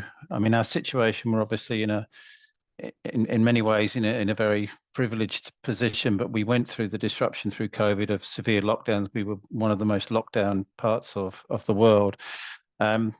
So I work across a network. I also in the middle of a PhD, which is an investigation into the impact of the pandemic on professional learning, and what is emerging from that is the benefits the benefits of communities of practice, and that the schools that had a professional learning framework based on communities of practice emerged in a much healthier position. I'm interested in to hear what processes are in place in settings, in emergency settings, to support teachers to train to lead communities of practice. Are there examples of how teachers have been developed to lead those communities of practice? And I'd be interested to hear what examples there are that you can share, perhaps.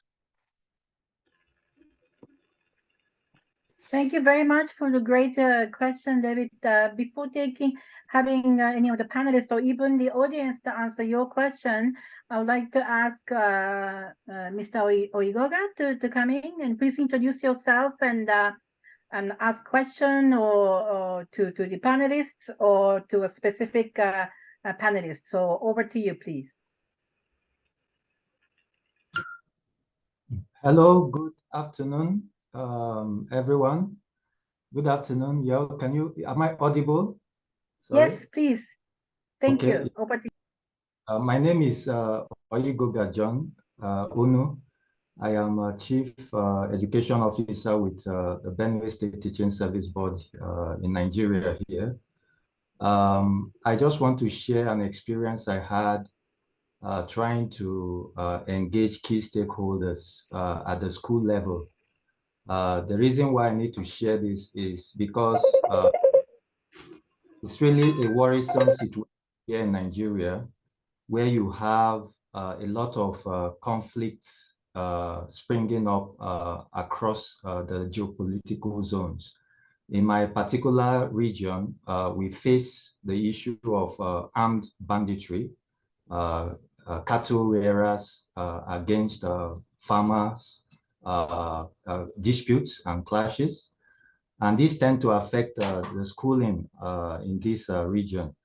And if government is to implement the safe school policy strategy, which they have actually prepared, I see that it does not really resonate with the particular problem that my school community here is facing.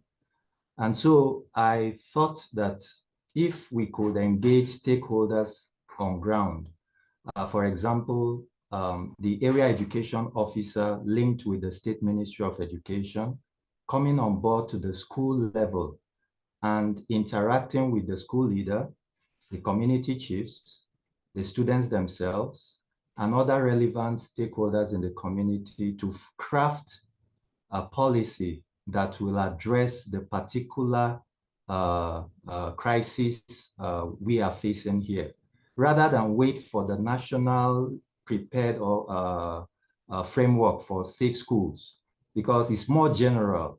After going through the content, it's more general. And before it gets implemented, there are some financial implications that may be compromised along the way. So I thought maybe organizing such a micro policy development approach may be very effective in handling particular specific crisis situations that we have been discussing all this while. I think the one we did, it's yielding fruit, because right now we have reviewed the school's vision and to embed a situation where a crisis may erupt eventually. So it's just within the school community. So I think if this area could be looked into with more expert views, we could scale the effects to other regions in the country, and maybe in other contexts across the world, I think. So I would like to hear your perspectives about this if there's time. Thank you very much. Thank you very much, John. I would like to take one more question before we ask the panelists to answer or share your observations. So next, my list is Mr. Amari. Please, over to you.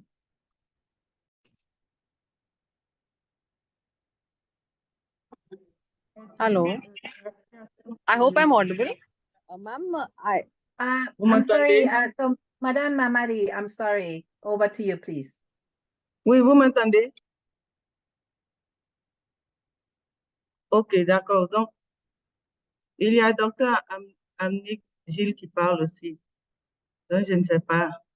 Est-ce que vous m'entendez? Oui. Yes, we can hear you. And I would like to ask Madame Amari, go ahead, please. D'accord, merci beaucoup. Moi, je suis Gilberte Amari. Je suis coordinatrice de classe d'éducation en République du Congo, République démocratique du Congo, RDC. Et ici, je veux un peu expliquer un peu notre situation. Si à part vous, des experts, quelques orientations, quelques idées, orientations qui pourraient nous aider à améliorer notre situation. Comme vous savez, la RDC, nous avons une crise très complexe où il y a en même temps les, les crises armées et puis aussi la situation d'urgence naturelle. Donc, c'est vraiment des crises complexes et aussi qui durent dans le temps.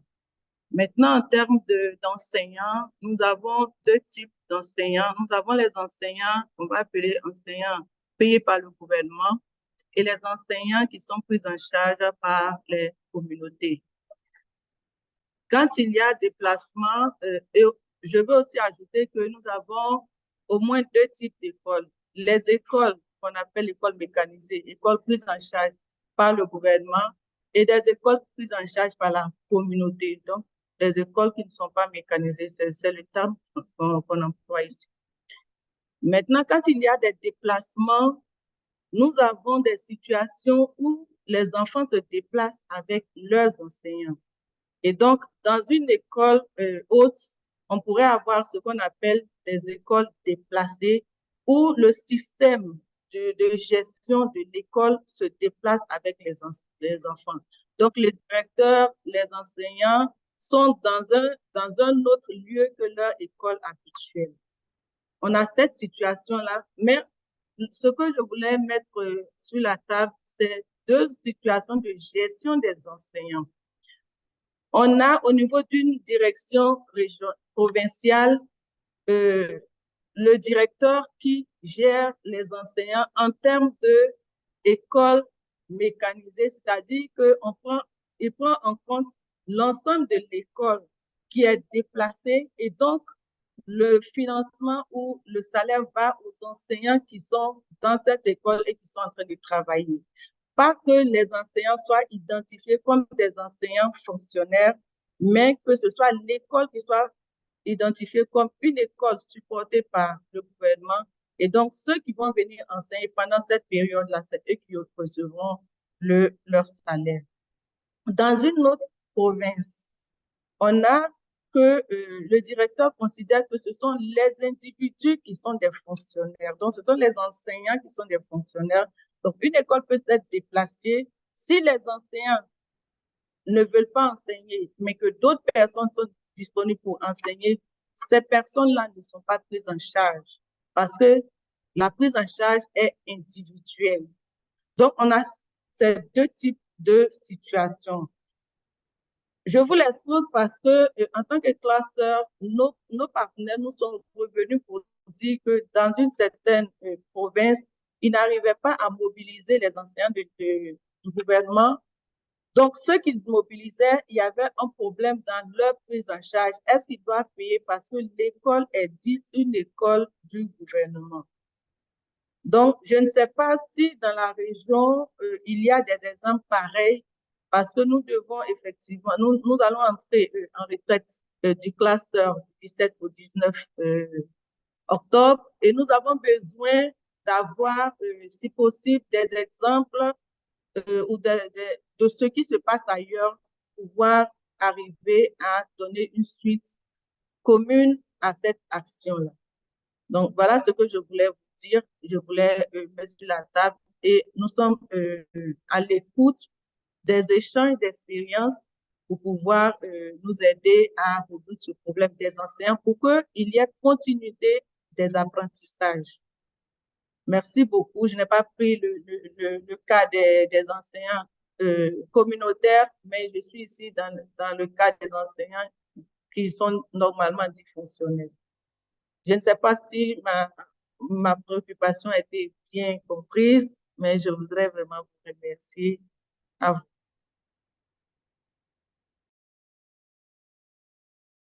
Thank you very much, Madam Amari. So we have now three questions posed to us, and also, so I'd like to ask the panelists first. This question from Mr. Burton in Australia. Any experience that can be shared about teachers trained to lead the communities of practice? And if you have any experience to share, if you know about anything, that would be really great. And then Mr. Oigoga from Nigeria, he had more about observation. It's around more context relevant actions that he has seen that he's leading as well around Safe Schools strategy on the ground to ensure stakeholder engagement from the ground up. And then Madame Marie from DR Congo asked about the teacher management in very, very complex, compounding crisis situations in DR Congo. So I pose these kind of 3 issues, kind of questions, observations to you, and really feel free to I'm asking a panelist to really answer any part of the question or observations if you have at this point asked by three colleagues connected in this webinar. So may I ask Ulla first, over to you. Thank you. Yeah, if you ask me, I would ask Professor Mendenhall to come in because she is really the expert, and I'm thinking of the teacher peer coaching program that was part of the great tool pack for the TIC, the Teacher in Crisis Context Training Pack, where part of the training was to help teachers to form into learning circles and to learn together. So I wouldn't be able to speak while Professor Mendenhall is here. So I let the floor to her. But first, before that, maybe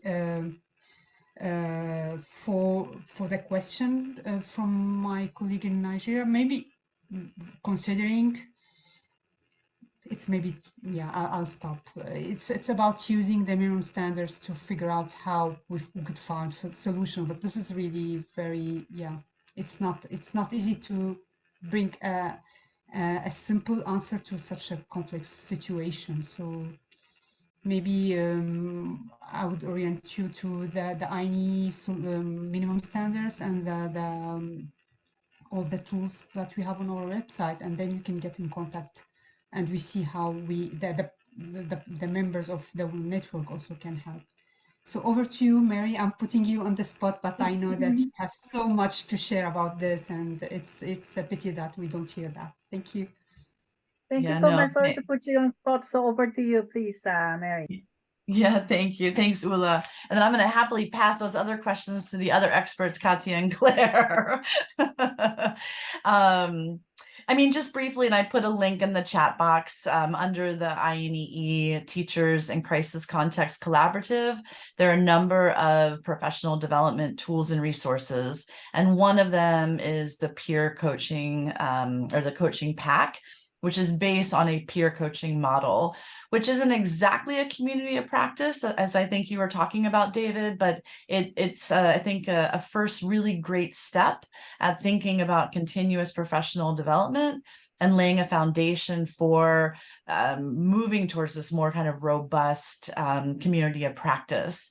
And in the case of that particular pack, it's really around helping teachers become supports to each other on this peer-to-peer model.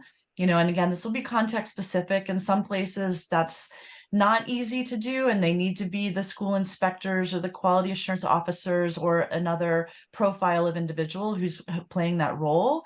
What I have found in my own research that led to some of the development of that pack, and we have some published documents or studies about the coaching model. I'm happy to share those with you if you want to get in touch with me by email.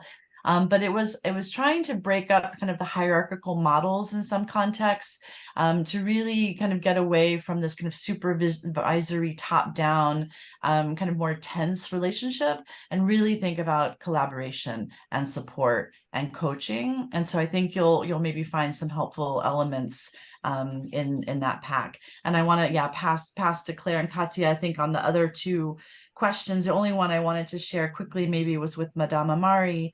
yeah, really complicated, and appreciate the struggle there. I was curious about the role of teachers unions in that environment, and in what ways they would be able to maybe facilitate conversations between, you know, the different education actors and the government to help come to some understanding and awareness and agreement about what that might look like. But I really want to pass that to Claire and Katya, who are the experts on the policy side. So I'll pass along the baton. Thank you. So Yes, Katya and Claire, over to you. And if you can be succinct in your answers, then that would be great. Thank you so much. Okay. Okay, thank you, Yayoi, and thank you very much, Mary. Well, yeah, so maybe to answer on the second question about micro policy planning or micro policy development, I think that's a very relevant question. And us, as part of, you know, this development community and working with Ministry of Education around the world, we try to, like when we work in crisis affected context, or when we work on this crisis issue, we try to the extent it's possible to go at the decentralized level and to go at the school level. So for instance, right now we are involved in a project for the inclusion of Malian refugees into the Mauritanian education system. And what we try to do in that work is very much to involve as much as possible the actors along the line, but more profoundly the actors at the decentralized level. So we worked very closely with the inspectors, with the Directorate of Education, where the refugees are hosted. We try to go into schools and to talk with school leaders and so on. So this is a trend that we are trying to implement. It's not always easy, like to bring those actors from the decentralized level in the process, because, you know, there are more actors and then it takes more time, and yeah, and sometimes they are more difficult to reach.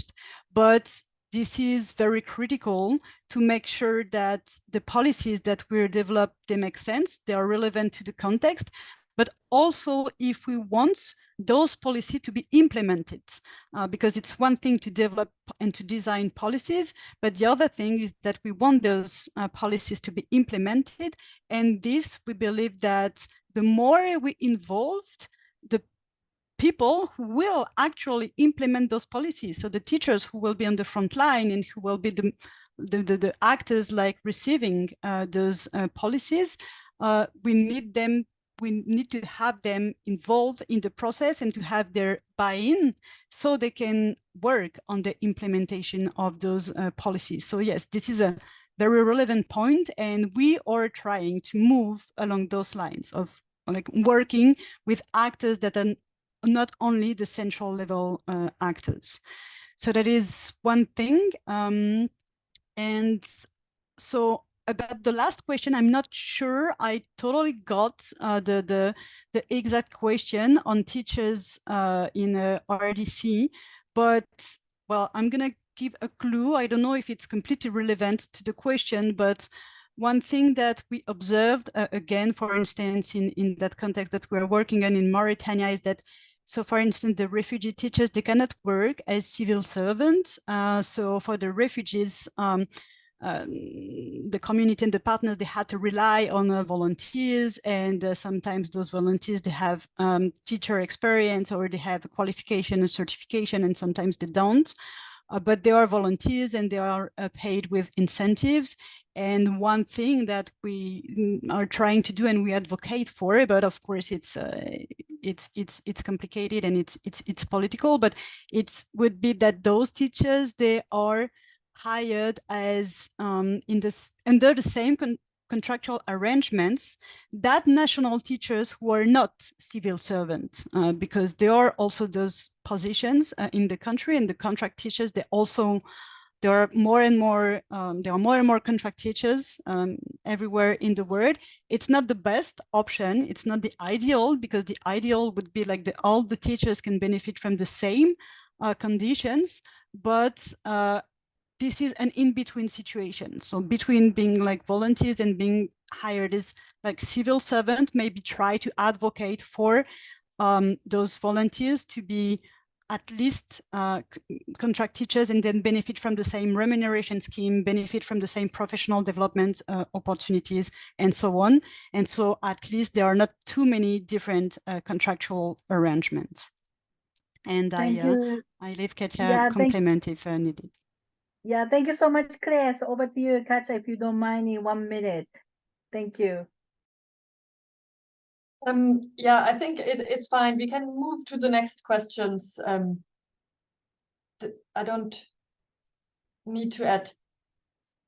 You don't need to add? Okay. Well, actually, we are wrapping up this this part of the panelists' presentations and the Q&A session. And unfortunately, we are running out of time to answer and take more questions. So please, I'm just encouraging those of you who have your hands up and also additional observations and also share experience, to kindly put them in the chat in case of question. The Secretariat, Nefatu and Emilia, and I will try to answer your question. But Katja, I wanted to give you a floor in 30 seconds, 1 minute, if you want to say anything. If not, we're just moving on to the next part of the webinar. Are you okay? Okay, great. Thank you. I just want to thank you very much, the 5 panelists who have joined us today, and Deputy Minister Dimitrov from Ukraine, and Professor Mary Manderho from Columbia University, and the 2 colleagues, Ms. Thibault and also Mr. Heinz from IAEP, UNESCO in Paris, and then finally Dr. Ola Masha from INI. So thank you so much for having been with us and having shared with us your various research studies and experience, and also the ongoing initiatives, and really looking forward to knowing more about your initiatives. And in fact, I really love to always say what you said, Dr. Mary, there's a radical changes at all levels and on multiple fronts. And I think that's what makes a difference. In the meantime, as you said, Ola, the contextual support and tools and all that must be available, as it would take time for these radical changes to take shape at all levels. So thank you so much. Please stay tuned as we wrap up later on. But I just want to move on to the next part of this webinar, introducing Education International, and the advisor, Ms. Sonia Grieg, Education International, as you know, leads the Global Refugee Forum Education Alliance task team on teachers, and the Global Refugee Forum taking place in December this year. Education Alliance brings together a range of stakeholders working together to operationalize the education-related provisions of the Global Compact on Refugees. In the lead up to the GRF 2023, the Semantic Task Team on Teachers aims to support joint advocacy, sharing of good practices, and the development of pledges, which effectively address the needs of teachers working in context of displacement and crisis. So Sonia will present the pledging guidance that the task team has just finalized, and which draws from the Transforming Education Summit recommendations on teachers and teaching in situations of forced displacement. So thank you so much, Sonia, for joining us, and over to you in the next 5 minutes or so. So thank you so much. Over to you, Sonia. Thank you, and thank you so much for the opportunity to present this guidance.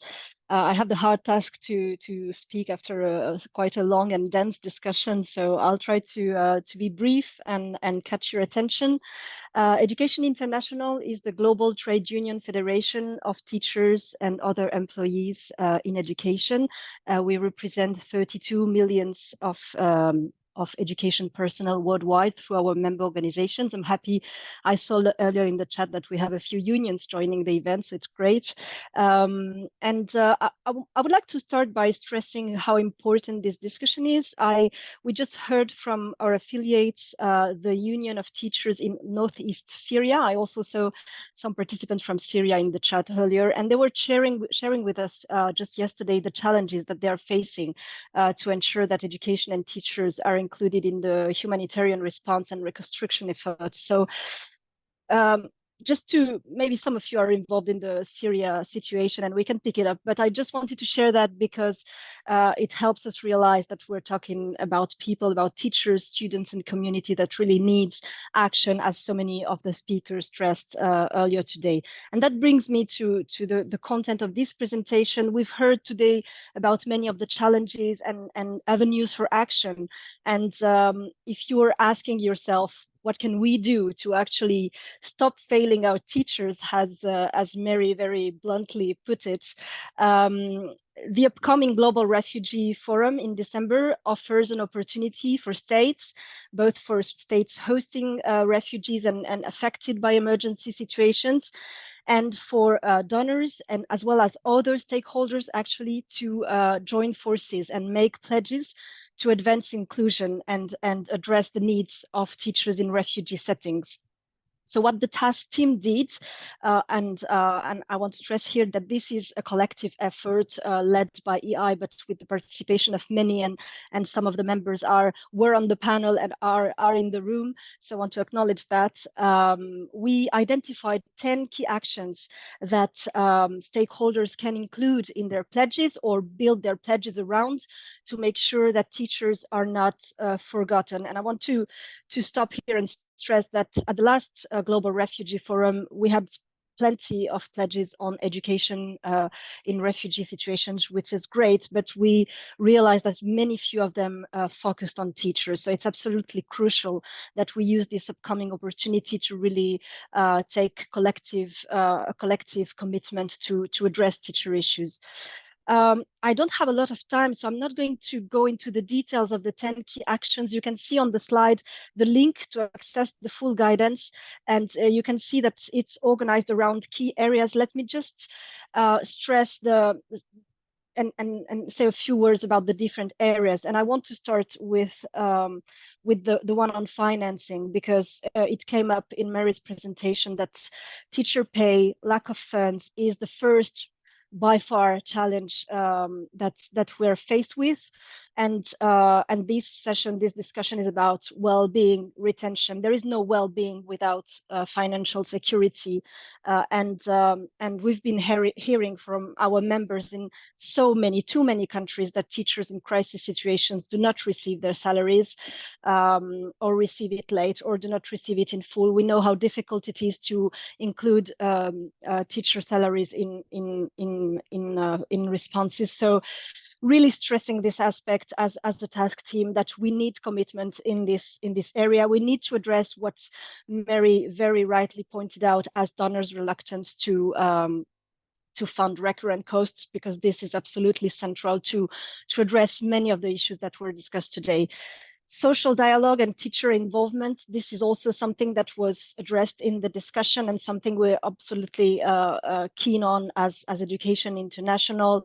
How do we work together? The Global Refugee Forum is about joining forces, and this is really something that can make a difference, working together with teachers and their organizations to define the measures and the actions that can effectively address the problems. Well-being is, of course, a standalone area. We've said a lot of things today about well-being, so I'm not going to develop. And then there is a whole area around recognition, professional development, and career progression, and that touches upon a lot of the issues that the different speakers addressed in their presentations. So if you're interested in joining this effort, if you would like to make your part and join forces with others towards the upcoming Global Refugee Forum, do get in touch with us at EI or with UNHCR, and we're really now starting our work to make sure that these transform into pledges. And yeah, just an invitation to remember our colleagues in Northeast Syria and everywhere else, and make sure that we don't fail teachers. Thank you. Thank you so much, Sonia. So the very strong message here. Please do join the efforts being made by the task team. And this, as you know, the Global Refugee Forum happens only every 4 years, right, Sonia, if I'm not mistaken. So this is a crucial year for teachers working in refugee and also emergency context. And really, this is an opportunity, one of the extremely important opportunities to support that they make a strong advocacy and also more investment in actions So please do join this Education Alliance efforts as well with a focus on teachers. So thank you so much once again, Sonia. So I would like to thank once again the panelists and also including Sonia for their presentations. And I'd just like to come into the closure of this the webinar, just to say that at the end of the year, and I think this was mentioned by the Carlos, my colleague Carlos, heading teacher section at UNESCO earlier at the beginning of this webinar, that UNESCO and TTF will be publishing the first global report on teachers, focusing on teacher shortages with data, global trends, issues, recommendations to increase the attractiveness of the profession. You said, Carlos, right, this will come out, the summary of that, the sneak preview will come on the 8th of November during the General Conference of UNESCO. We are very much looking forward to that. Before wrapping up with a few key takeaways, would you like to say a few words, Carlos? Thank you very much, Yayoi, and thank you very much to all participants, both speakers and writers, chatters. There were lots of people chatting and asking questions. No, just to say, indeed, there's a global report in the making that will be seeing the light at the end of the year. November 8th at the General Conference of UNESCO will be a pre-launch of the highlights, and then in the Policy Dialogue Forum of the TTF, we'll have the complete report and actually discussions around it. Just to say that the issue of teachers in emergencies is very dear to our work, and of course will be part and parcel of the report. So in that respect, we've been working, very happy to work with our colleagues in the IE, the UNHCR, the INE, and others to bring content that is specifically to teachers in emergencies. So just stay tuned for that, and thank you very much, Yayoi. Great, thank you so much, Carlos, and all the very best to you and for the team for the final the part of them. I'm sure that you're very busy writing and reported. Very much looking forward to the 8th of November. Just to share 3 key takeaways as we wrap up, and just to say that in the middle of war, teachers embrace new roles and have to master new approaches, working effectively in unprecedented conditions and contexts. So our task as governments and organizations is really to support them with all possible means. And I think it was very much clearly mentioned by Deputy Minister Dimitro to the other panelists as well, by all means possible at all levels, at the system level, and also whatever we can do now. I think that's a very strong message that's come out from all speakers. And also teachers' well-being is not only hindered by conflict and sudden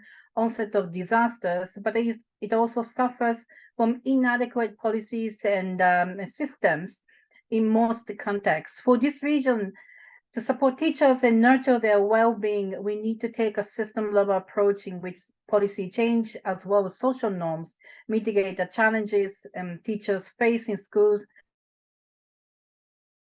and their personal lives. As we know, teachers exercise their profession in extremely difficult circumstances, but they themselves become displaced. They have their families, they have their communities, and they are called upon to play different roles, as we mentioned before, and as we heard earlier today as well. So how important it is to provide support being with all means possible at all levels. And as Professor Mendel has shared in her study with UNHCR, we need to pay more attention to the needs of different profiles of teachers working in refugee displacement settings, including improving their pay and benefits, and which is really extremely true, and ensuring access to quality teacher professional development that leads to recognized teaching qualifications in both host communities and at home. And I just want to mention a little bit about the need about the investment, but not investment necessarily more finances, but we know many countries around the world, including one that I used to work in before, where teachers haven't been paid for many years. At the same time, there are a lot of initiatives run by organizations supporting schools. So I often wonder from UNESCO and also personally as education person, like, what's the point of supporting schools that we are not supporting teachers? So what the schools are for if we don't support teachers? And we cannot necessarily expect children, young people to keep on coming to school if they don't find well-supported and professionalized and well paid, if possible, teachers and education personnel in extremely difficult circumstances and contexts affected by crisis and disasters. And finally, I just want to, if it's okay, to do a bit of a promotion, and I put it in the chat. That what came out from Transform Education Summit is a few global initiatives. One of them is the on partnership for transformative actions, and that's co-convened by UNESCO, UNICEF, and GPE and ECW. And I put the link if you can kindly check it out, because we are talking about, as been mentioned, multi-year predictable financial support, and also the partnership and joint advocacy, how important it is in this time, now that we have more and more crisis situations come up, unpredictable, sometimes predictable, and they become more protracted. So there's a very strong call on the to join hands to strengthen a partnership for transformative actions in crisis situations. So we have more than 40 member states signed up and over 100 organizations. So just to say that we join hands to support those affected by crisis situations that might be prone to disaster situations. And in this year on Teachers' Day, and for teachers and education personnel around the world. So with that, thank you very much to everyone for those connected from around the world. I think we reached about 180 or 190 connected, including panelists. So once again, many thanks to panelists and also including Sonia. And really, congratulations to my colleagues and putting together the very, very important program this year, World Teachers' Day. So thank you very much, and we'll keep in touch and we'll keep things going. So thank you very much.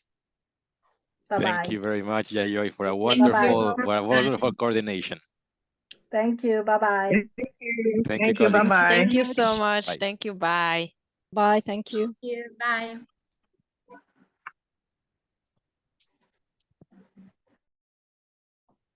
Thank you. Bye-bye.